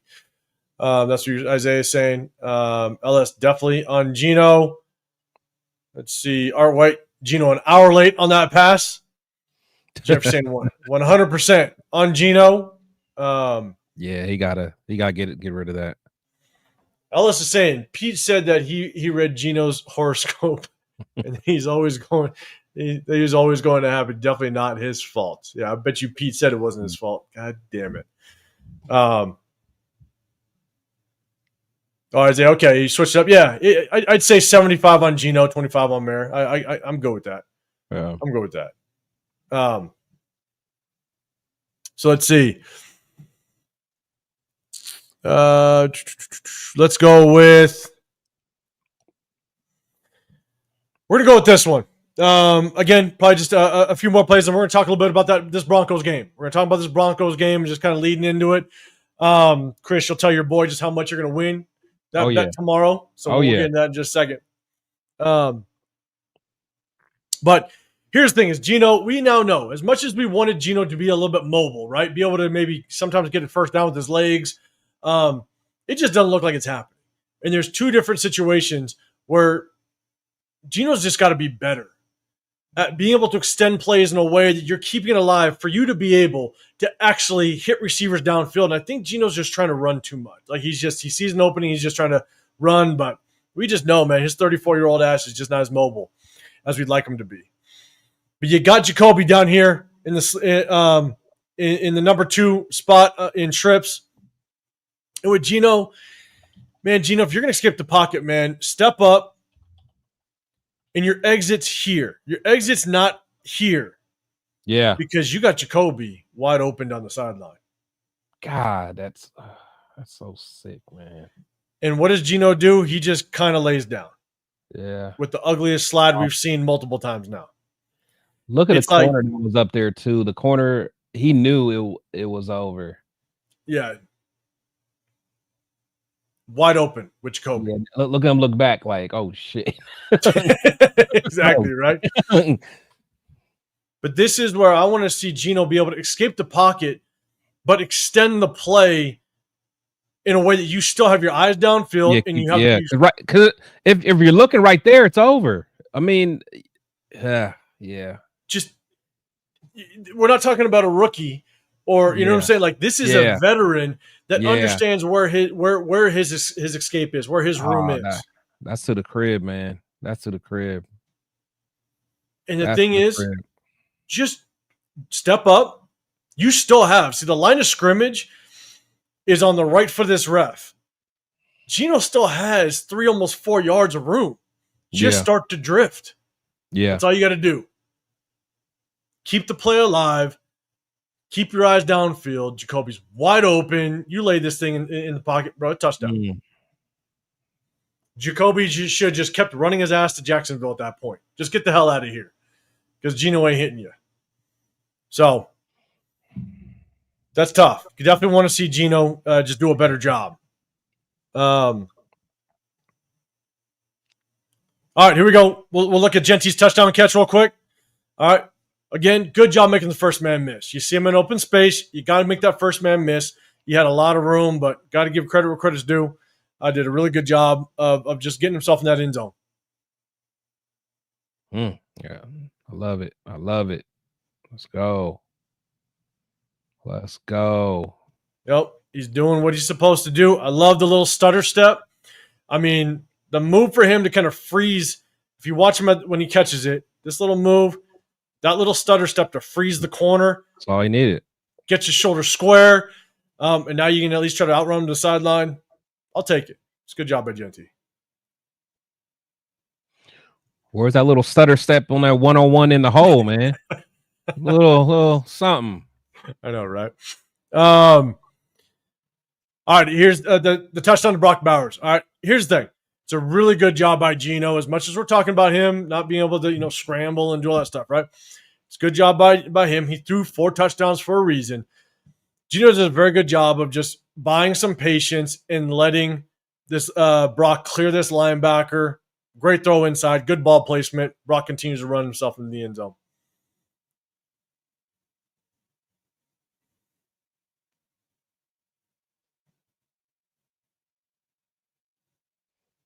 It's a really good job. And in the end zone view, you just see Gino just allows Brock to clear this linebacker. Patient enough. It's not an easy throw. I'll tell you that right now. Brock is a dog. He is. He is. We'll run one more time through. Let him clear the linebacker. Bang, hits the seam. That's a hell of a job by a tight end, not letting that defense collapse, and you get your ass in that end zone. That's a hell of a job. I mean, just the angle of this throw is not very easy. No, it's not. Because like your shoulders are still facing to the right, but you're almost still throwing it forward. So yeah, it's a hell of a job, man. Yeah, I'll give it to him. Yeah, no, that was a good ball. So a couple more comments here. What up, Billy Davis? What's going on, man? Billy in the building, man. Salute to Billy. He said nothing, Chris. He's waiting for his wife and daughter next week. Man, I can't wait for you to see the wife and daughter, man. Salute to you, brother. Shout out to you, big dog. The Raider Nation 510 said Gino needs to focus on improving short to medium passing. And then, yeah, hey, having Brock makes a big difference. For sure. All right, let's see. Okay. Again, as a veteran, I understand the drift. Sometimes it's not necessarily all in the offensive line, but sometimes, man, Gino just needs to understand just kind of where his weapons are. And this is where not all sacks are strictly on the offensive line. All right, you got Stone Forsythe. You got basically a speed rush off the edge. Gino kind of drifts to his right. Gino's got to understand where his escape route is. And so you got, you got motion. You go to a 3x1, trips at the top of the screen. Gino's got to be able to step up and bail out to where his receivers are, where his main receiver is. Brock's just sitting there by himself, but he drifts over to the left. There's a speed rush going off to the left of his of the pocket. He's just got to have better just pocket awareness in that situation. I don't like a lot of people will blame the offensive line for this sack. I don't necessarily blame it on the offensive line. I want to see Gino be able to kind of drift to where his help is, to where the majority of his main receiver threats are. Yeah, he got maneuver in the pocket a little better. I'll play it one more again. Man, you got all your weapons up here. Just take that escape route to the majority of your weapons. And if you look at where the play design is going, look at where all the routes are going. All right. You got the motion going over all your routes. Jacoby's kind of drifting to the right. All the routes are going to his left. You see Genty break. Everything's kind of working to the left. Yeah. So for Gino, you got to work to where your help is. Right. Yeah. So that's just tough, and that's late in the game. That's in overtime. You kind of want to see him have just a little bit more awareness in the situation. We got 3 more quick plays, and then we're gonna get into the Broncos. This one's just bad. Genty run. DJ Glaze, I gotta point you out on this one. Unfortunately, got to do better. Got to do better on this. Sheesh. Yeah. Not good. Not good on the goal line. Daniel Kim, you're right. For a veteran, we say he should way too much. That is true. For Gino, that's true. We definitely say that way too much. That is true. We got DJ Glaze right here, man. You just got to be better. Like this, you can't have this. Yeah, that's me. You can't make contact with nobody. I know. Now I got to show some love to Kappa because he made up for it a little bit. Here's our boy Kappa down here. Kappa got a little mean with him. Yeah, he finished it off. A little shaky at first, but he finished it. He had a little help from the outside here, but hey, I like seeing Kappa clear it out a little bit. He got a little help. Hey, Kappa's like, next time I'm going on that route. Get my sweet feet on. Trying to earn that route back. But man, DJ Glaze, you got to be better. Here's the touchdown in overtime to Brock. Again, just really good read. And then we're going to talk about that 2-point conversion. And then we're going to talk about the Broncos for just a quick second. But here's a touchdown to Brock. He's down here. Really good job just kind of seeing the opening in the middle of the field. A little bit of patience. Let it develop. Yeah, good job. Brock definitely understands leverage, man. Plays in his routes. Yeah. Yep. Perfect timing. 42 didn't stand a chance at all. Watch 42 right here. Trying to mess with Brock down here at the bottom. I got him. Oh, yeah. No, you don't. But again, really good job of Gino just letting it develop. You could tell Gino knew Brock was going to be open because the motion does a very good job of just identifying that it's man. Yeah, so you got motion. Yeah. Corner goes with Trey. He knows it's man, so he's like, look, Brock's going to beat his man. Trusted Brock. Yeah. Which is a really good job. All right, here we go. 2-point conversion. I decided to widen the screen. Y'all. Show's over. Decided to widen the screen just a little bit. Just for this one. But you got Tyler Lockett at the top of the screen. Chat, let me know what your thoughts are on this play. As we get into it, if you can, double tap that screen. If you guys can, just hit that like button. We definitely appreciate it. You got Tyler Lockett at the top. Guys, let me know what you think. Well, I'm going to just run this thing all the way through. I don't think I have the end zone view. I'm not exactly sure. Motion Genty inside.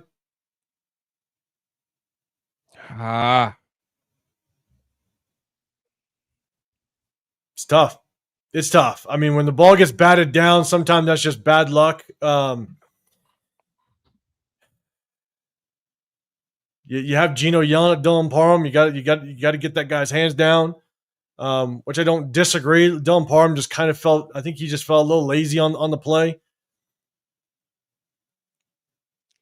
Wide open. He's wide open. So frustrating, bro. That's so frustrating. So frustrating. It is, Jeff. Man, you're saying should have run this. Shades of the Seattle. Man, that Seattle Super Bowl. I think it was that was brutal.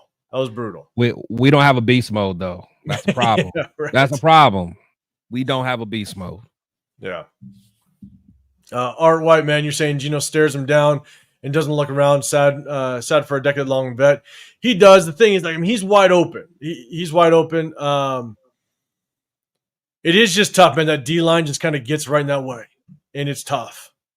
Now, what's also tough is you got Jacoby Myers down here at the bottom. Jacoby, Genty settles up. Jacoby goes in motion as well, and you got Jacoby kind of wide open. That line, that man, the old lineman got to get that dude's hands down, man. Yeah. Punch him in the belly. Get them paws down. I know. You got Meredith that was more worried about potentially having like one of those comeback blocks on this edge rusher. That's what Dylan Parham was worried about, and he just didn't bother. Focus on who you got in front of you, man. Focus on who you got. It's just, I'm not gonna lie, it's shit luck. You know, that's part of it. You want Dylan Parham to maybe do a little bit better, just getting that guy's hands down.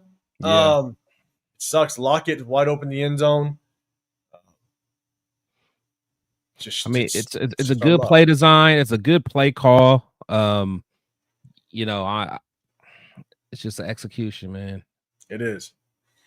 Because it's complete missed assignment here at the top of the screen. Like, I mean, Lockett's wide open. Absolutely. So it's not that the read was wrong, you know? No, it's there. But damn, Parham, instead of looking for that comeback block on that edge rusher, man, just punch this guy in the gut a little bit and get his arms down. And honestly, and I'm not even going to say that Gino stared the guy down. It looks like he started looking right. He started looking right, it looks like. So it's not like he just zeroed in. If you watch Gino, so I can't even say he stared him down. So he opened up right first. Yeah, so it's not even like he stared him down. Like I think, I can't be too mad at Gino on that, man. I mean, that's just a hell of a defensive play. Yeah, it just sucks. Anytime it's a batted ball at the end of the day, like it's shitty luck, right? You definitely want Parham to do a little bit better job of getting the offensive lines, the defensive lineman's hands down. But Could have Gino looked in the backside? He could have, but this is such at the top of the screen. It's such a miscommunication on the defensive side. Gino probably eyes got wide open, seeing Lockett so wide open in the back of the end zone, and it just gets batted down.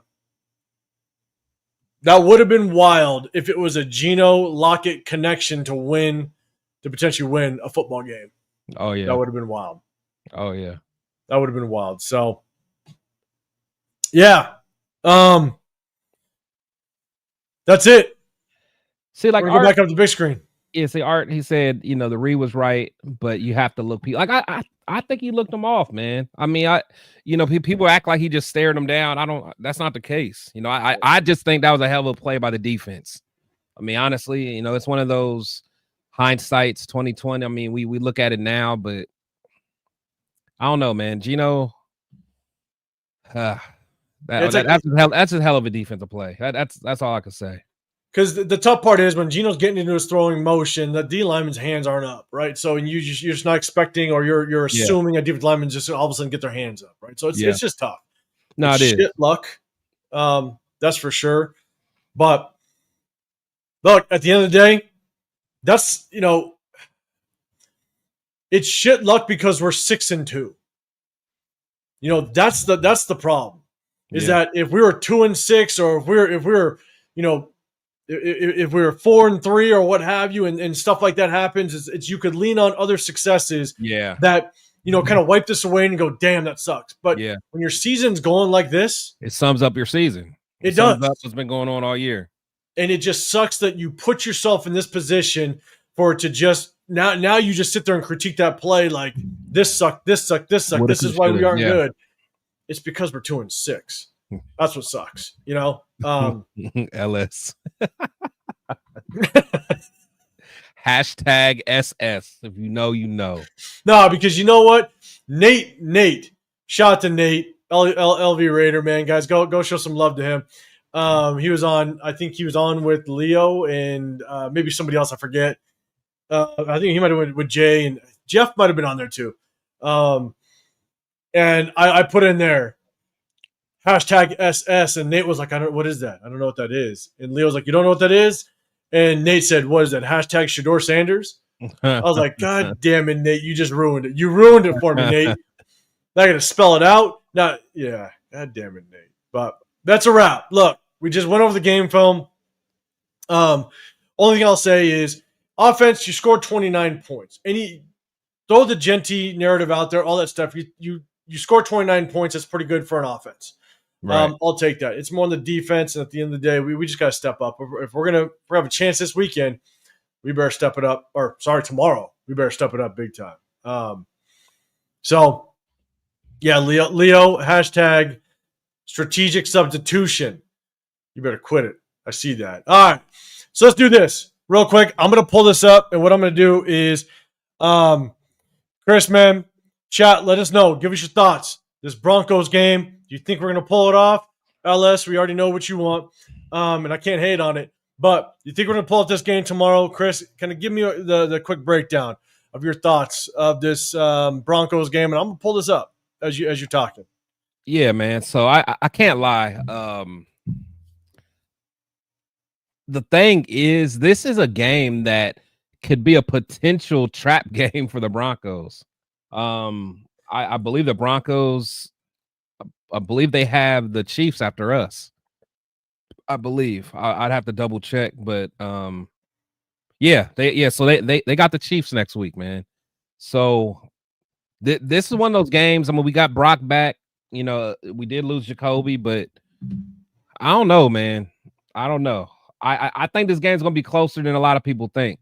And again, you guys know how I feel about this team. I really don't see us winning another game, but for some reason, especially because I'm betting money with my boys, so I might, I gotta win. But with Surtain's not in, so he's not there, because usually he's the one that's been guarding Brock the last couple years. So yeah, it'll be interesting to see. I'm not sold on Bo Nix, honestly. I'm really not, but we might be able to. You and Severe don't like him. I get it. I mean, he's all right, man. He just, I don't know, man. So sometimes he's out there and he just looks trash, but then he'll come and he'll make it up and make some great play. And I don't know. But for some reason, I feel like if we sneak out any game and just come to play, this might be the one. I don't know why I had that feeling. I don't know why. And so, Jeff, man, you're sticking to your 30 points. You want to see it. 30 points. You got 30-21 Raiders. Isaiah, you saying I'm in Denver. I'm going to sell my soul for a dub. All right, man. Hey, yeah, if you in Denver, I get it. Billy Davis, yes, we will win 24-21. All right, man. All right, I like it. See, but the thing is, their defense is still good, so I don't see us scoring a whole. Like, it's not going to be like last game. Geno's not going to throw no 4 touchdowns or anything like that. That's for sure. It's going to be it's going to be a tough game in the trenches for sure. It's going to be. Cheeto, we getting smashed.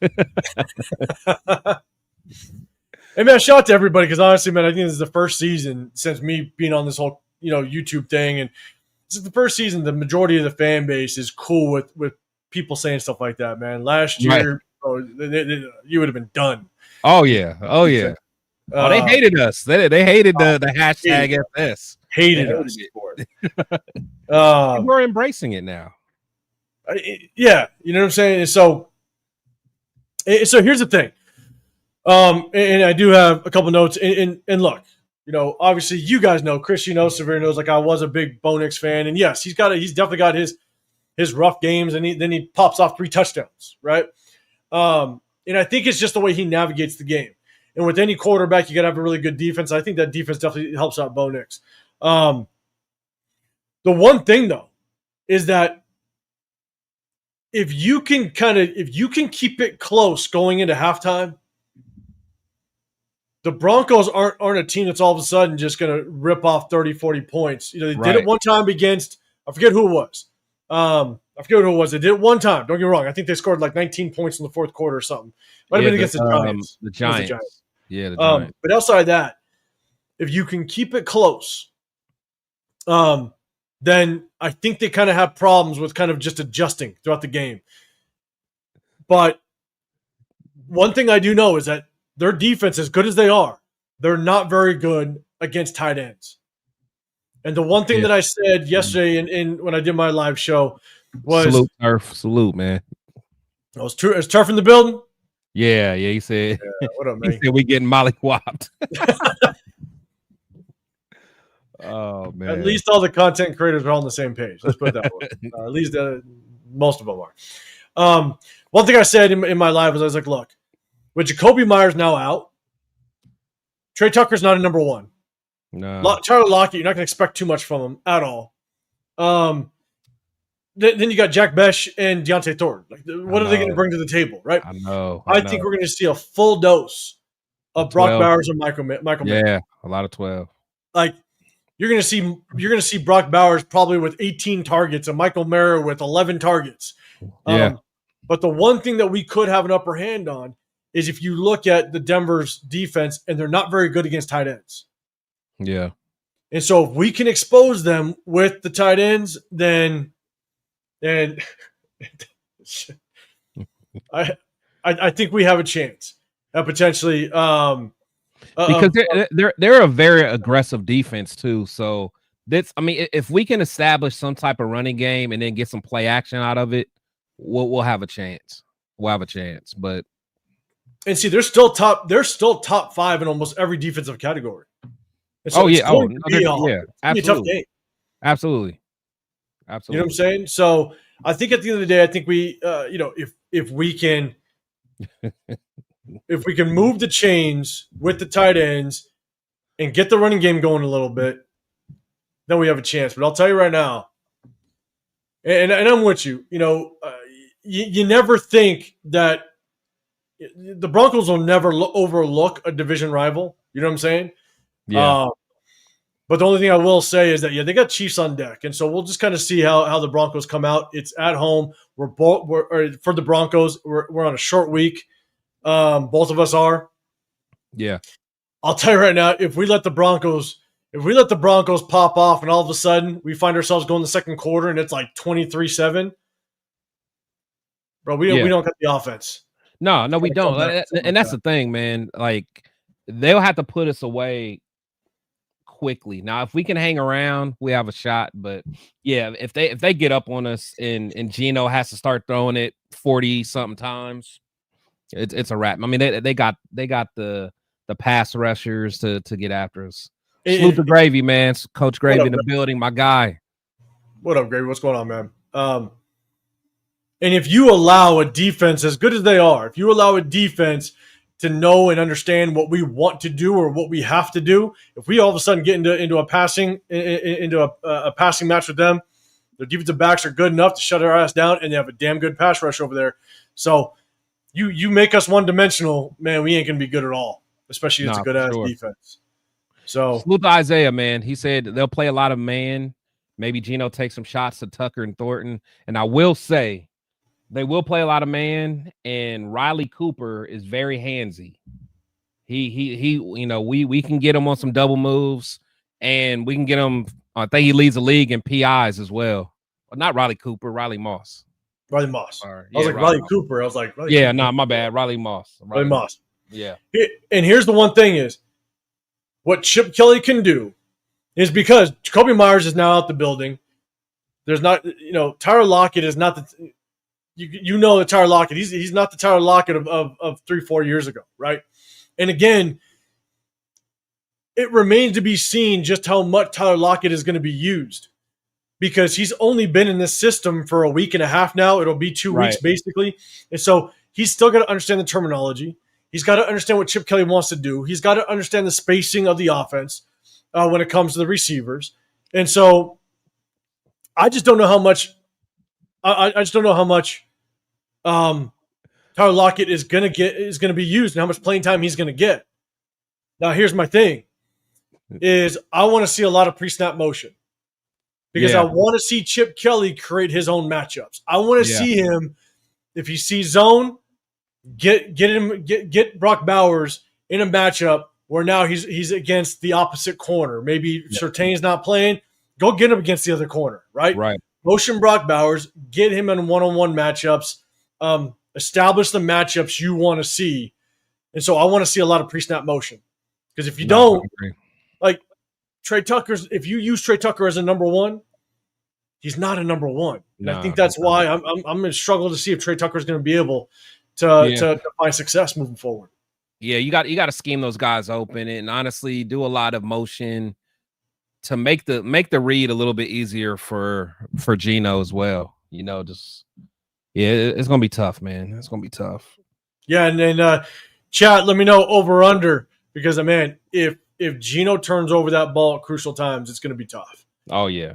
And right now I can place a bet over under a half an interception, and I'm like, oh no, I'm pulling that trigger in a heartbeat. You got to. Yeah. In a heartbeat. He got one in him for sure.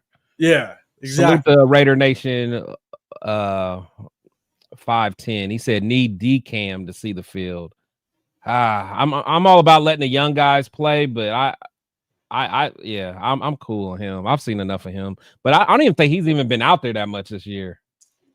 He hasn't been a whole lot. And here's the thing: is like with D-Cam, Darian Porter last week didn't play great. They picked on him. He got beat a couple times. I showed where we're also not putting him in good situations. 1st and 10, we run a cover 3. The Jags did a hell of a job of just scheming open the flat route. And so he got exposed a little bit. He did a good job kind of coming up, making some plays, especially on goal line. Made a couple of plays in the run game. But, man, he's got, what's his face? Cortland Sutton. If they got Cortland Sutton over there on him, it might be a long day. But I want to see this rookie just get some burn. No, I want to see him get that exposure. For sure. No, you know what I'm saying? So I'm cool on D-Cam, to be honest. There is one play that I didn't show, and I showed it, I think, about 3-4 weeks ago. The other corner. What's his goddamn name? Who, ours? Yeah. What the hell am I blanking on his name? Who? Not Stokes? Eric Stokes. Yeah. Eric Stokes, man, he got hit. He got caught with his eyes peeking that backfield a couple times, where he's basically He's got He the does deep that third, sometimes. and he sat, and he got. He does that. If Trevor Lawrence saw it, Yeah, he does twice that beat for a sometimes. touchdown. So, and I'll tell you right now, Bo Nix likes to throw that ball deep, and so if Eric Stokes gets exposed a little bit on top, we're going to see just kind of how that works out. But I definitely want to see DCam just get more burn because I think he did well enough last week. Well, I want to see some progress, and he's a 3rd-round draft pick. I want to see just how well he could do. Yeah, I'd see more. I definitely want to see Porter, before him for sure. Coach Gravy said this 2-shell coverage that Pete is trying to install will leave the middle wide open once again. I'd rather see PG do his nickel all game. He's the 2-shell. The hard part is I also don't think we have the linebackers. Devin White did a really good job in run defense last week. They didn't pick on him too much in the passing game, where I think that's where his flaw is. We've seen it in past games. We run that 2-shell. I think that's why we're seeing more of Jamal Adams playing middle linebacker. There's times where Landon Roberts was off the field and Jamal Adams was playing middle linebacker. Speed. Yeah. I think that's why we're seeing Jamal Adams more, and he's going to be dropping to kind of run that hybrid Tampa 2 look. And so, but yeah, that cover 2 shell, it's going to be interesting to see just kind of how that works out. But man, we're running that cover 3 way too much in bad situations. That's exposing our corners, and the quarterbacks are seeing it, and it's exposing us. It ain't working, unfortunately. Yeah. I see. Yes. I see Rosetown. All right, go ahead. I was saying salute to everybody in the chat, man. Salute to everybody in the chat. All the love. Make sure you guys hit the double tap the screen, man. Definitely double tap the screen. Show love. But what do you guys got, man? Give us, I know some of you guys gave us a score. Do we have a chance? Or are they gonna, smack us? I know some of you guys think. I don't know. Raiders 510. He's saying Brandon Roberts is getting old, but he's still playing well. He's still playing well enough. I'm not mad at what I'm seeing. And Isaiah's saying I think Mims is out. All right. I mean, that's Mims is their speedster, right? I believe they're he's a speedster. They still got Franklin. I mean, they got some guys, man. They got some guys. Yeah, Ellis saying J.K. Dobbs is going to put some work on us. But you know what? J.K. runs well, but I'm telling you, man, I kind of like what I see out of Harvey. He has he can play. Like when they drafted him, I was actually glad they drafted him because I think wasn't there was another back still out there, wasn't it? Actually, when did they get Harvey? They got Harvey. They got him in the 2nd round. Yeah, because they got I feel like there was another back that was out there that I was glad that they didn't get. But Harvey, 2nd round, because didn't they go after that slot corner in the 1st? Yeah, they got what's his name? I forget his name, but I remember. Yeah, they got the slot corner in the 1st. And they went Jade Barron. Yeah, something like that. LS keeping it real. Denver 31, Las Vegas 13. So here's the thing, is that I just think with RJ Harvey, they're using him extremely well. I don't think he's a number 1 back. I don't think he's a feature back. But that combo between J.K. Dobbins and him, I think is a great combo. Yeah, that's a good 1-2 punch. You know what I'm saying? So, man, it remains to be seen. We'll see just kind of how it works out. We'll see just how tomorrow plays off, and at the end of the day, it's gonna be wild. Thursday games are rough. I don't know what I'm going to do. It's going to be a late one for you, man. It's going to be a late one for you. Yeah. So I feel like we always get smacked on Thursday nights, don't we? Don't we always get smacked? I don't know, man. I can't remember. Last time we had a Thursday game. How long has it been? I don't know. I feel like we played the Chiefs on a Thursday. Yeah, I don't know. I mean, the closest one I remember is obviously the Friday, which was Christmas. Yeah. Or the Black Friday. My bad. I think it was Black Friday. Yeah. But Raider Travis, after we win Thursday, we should do victory laps around that stadium. Hey, Raider Travis, man, I just love the positivity. Love the positivity, without question. And Leo, no, we almost beat KC last year. Saying, was that on a Thursday night game? Maybe. How about? Maybe it was. Oh wait, was that the fumble? I think it When he got was. robbed? But I don't remember if that I was. think that was a Thursday though. I I thought it was prime time because I knew it was a night game. Yeah. Could be wrong though. Could be wrong. What up, Sacktown? What's going on, brother? Appreciate you. So look, we broke down the game film. You guys saw, man. I hope you guys enjoyed it. We talked a little bit about just this Broncos matchup, man. Look, either way, no matter if you want us to win, wants to lose, at the end of the day, we just hope this team is competitive and we actually kind of see a little something out of this team and maybe some of the rookies because SpyTek, man, he's got to prove that he knows how to draft because we got 10 draft picks so far next year. Right. And he's got to make sure that he can do something with them. And that'd be what 21 in 2 years? We had 11 this year? Oh shit, 21 draft picks in 2 years. That's wild. Yeah. Like that's a good sample size to let us know what kind of GM you are, man. Yeah, you better pull. If he doesn't get it right by next year, I'm ready to move on. I'm sorry because that's crazy. Salute Loon, man. Appreciate you coming through. Make sure you guys go to Loon's channel, man. Check him out. Fire content. 100%. Okay, Leo saying no, that was Black Friday. Okay, that was Black Friday. Yeah. So look, guys, hey, we appreciate it. We're gonna pop on out of here. We broke down the game film. Hope you guys enjoyed it. Appreciate all the feedback you guys gave as well. We do that every week, as you guys know. Even if we continue to lose, even if we go 2-15, at the end of the day, that very last game, we're still going to break down the game film because we got to know who we're going to move on from, who we want to keep. We got over 26 either players on a last year, their contract, or 1 year contracts. We got to know exactly who we want to keep in this offseason and who even wants to come back. So we appreciate everybody popping. Oh, God. Chris might be going on vacation, but no time mothers. Oh, man. My boy, man. That's my boy. God love LS, man. But look, man, Chris, let everybody know what you got going on. Are you doing anything with Dub this week? You got vacation. I'll probably record it with this week, and then he'll drop it Saturday. Yeah, so cool. For sure. Go hit up Dub. Go hit up Dub Raider and his content. You guys, hit up Dub Raider, man. His channel. He's doing a lot of work, man. That's my guy. That's my brother. Definitely doing a lot of stuff for Raider Nation, man. So, make sure you guys go subscribe to him and check out his stuff, man. He's really big on, just doing stuff for the Raider Nation, just giving different type of content that, a lot of other people aren't giving, man. So salute to him.